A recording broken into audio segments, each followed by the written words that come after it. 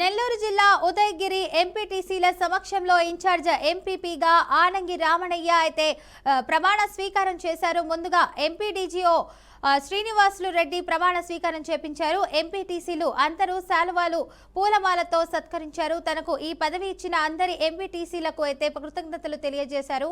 ఆనంగి రమణయ్య పదవి బాధ్యతలను సక్రమంగా నిర్వర్తించి మండల అభివృద్ధికి కృషి చేస్తానని వెల్లడించారు.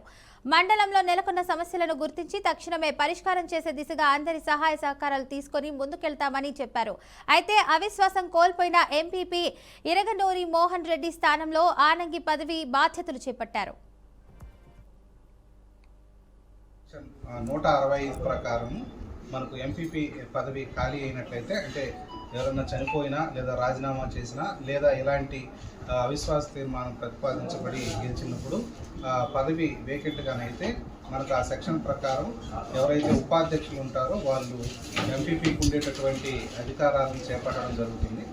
అయితే మనకు ప్రస్తుతము 2 ఉపాధ్యక్షులు ఉండటంతో దీనికి సంబంధించి మనం ప్రతిపాదనని గౌరవ సిఇఓ గారికి పంపడం జరిగింది. సిఇఓ గారు కలెక్టర్ గారి ఆమోదంతో మనకు ఉపాధ్యక్షుల్లో ఒకరైనటువంటి ఆనంగి రమణయ్య గారిని మనకు ఎవరైతే రెగ్యులర్ ఎంపీపీ గారి ఎన్నికయ్యేంత వరకు వారిని అధ్యక్షుగా బాధ్యతలు స్వీకరించవలసిందిగా మనకు ఆదేశాలు జారీ చేస్తున్నారు. కాబట్టి ఆ నేపథ్యంలో ఈరోజు మనకు ఉపాధ్యక్షులైనటువంటి ఆనంగి రమణయ్య గారిని ఈ అధ్యక్ష బాధ్యతలు స్వీకరించవలసిందిగా మనము ఈ కార్యక్రమాన్ని ఏర్పాటు చేస్తున్నాం. కాబట్టి మనము గౌరవ శాసనసభ్యుల వారి యొక్క ఆదేశాల మేరకు ప్లస్ మనకు వచ్చే కొంతకాలం పాటు మనకు మండల పరిషత్ మనకు ఇంకా 9 నెలల పాటు ఆ అధ్యక్ష ఎన్నిక జరిగేంత వరకు కూడా మనకు ఆనంగి రమణయ్య గారు అధ్యక్ష బాధ్యతలు చేపట్టడం జరుగుతుంది.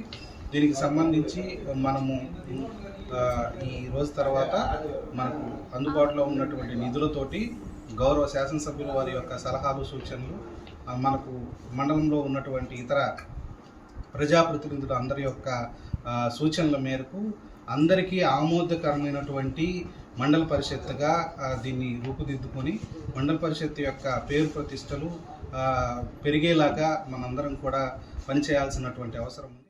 సెక్షన్ 165 ప్రకారం మనకు ఎంపీపీ పదవి ఖాళీ అయినట్లయితే, అంటే ఎవరన్నా చనిపోయినా లేదా రాజీనామా చేసినా